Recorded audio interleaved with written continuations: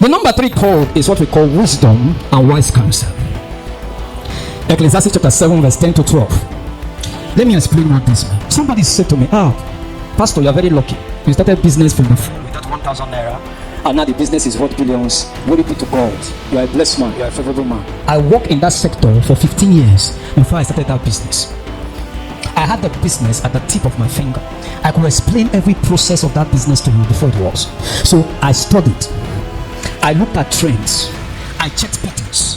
I read books. I mentioned in our first Mantabo convention that I read Billionaire Mindset consistently, that I had to hire a driver to master the book for something to shoot. So the prosperity did not just drop from heaven because I'm a pastor. It took level of study, depth of study, counseling, through books. I bought books on wealth. I read Billionaire Mindset.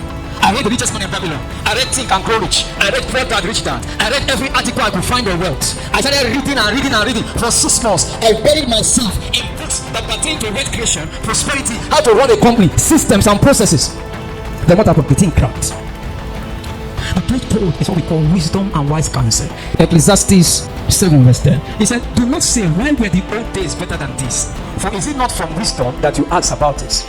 Wisdom along with an inheritance is good, and an excellent advantage for those who see what? Who see the sun. We pray, we pray, we pray, we pray. When we pray, God gives us the ability to make wealth. The wealth comes and waste it. Because of what? Ignorance. When I started my logistics business, the first part of logistics I majored on was freight. I didn't do clearing, I didn't do distribution, I didn't do export. I started with freight. Why did I start with freight? Because freight is the most secured process of global transport and fraud, and all it requires is you getting a partner abroad and getting a buyer in Nigeria. You become like a middleman. They pay you money, you take your cuts, you pay the partner abroad, you bring goods. So I started the business without capital. Why? Because I knew the process that I don't need capital to work with. Wisdom, wise counsel comes from book, studying, having a mentor, people that mentor you.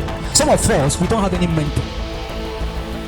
50,000 come to your hand now, you say, how much is 50,000 naira? It comes to the hand of another person. 3 years later, you're asking him, how did you get 10 million? He says, that 50,000 I invested in that place. But it comes to the hands of another person. Where the person, you say, okay, how much is 50,000 naira? No wisdom, no wise counsel.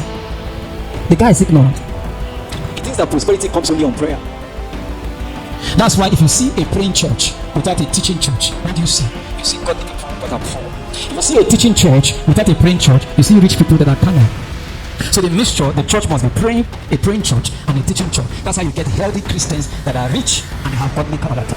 You want to prosper? How many books have you read on prosperity? You are doing business. How many books have you read on business? Who is your mentor of business? If I ask you to mention one person in your line of trade that is your mentor, do you even know their name? How many of them do you follow? There were years ago, if you are a tailor, people call you a poor person. They use local words like papioma.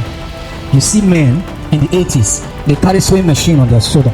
They walk, they look around for people that have torn trousers and torn shirts. They come to your house, you bring out all the torn trousers and torn shirt that your kids are playing with. When they are done, you give them 15 naira. After the guy has finished patching like 15 or 20 of them, the guy carries the stuff, he keeps walking around, he's hitting his scissors and the sewing machine to draw attention.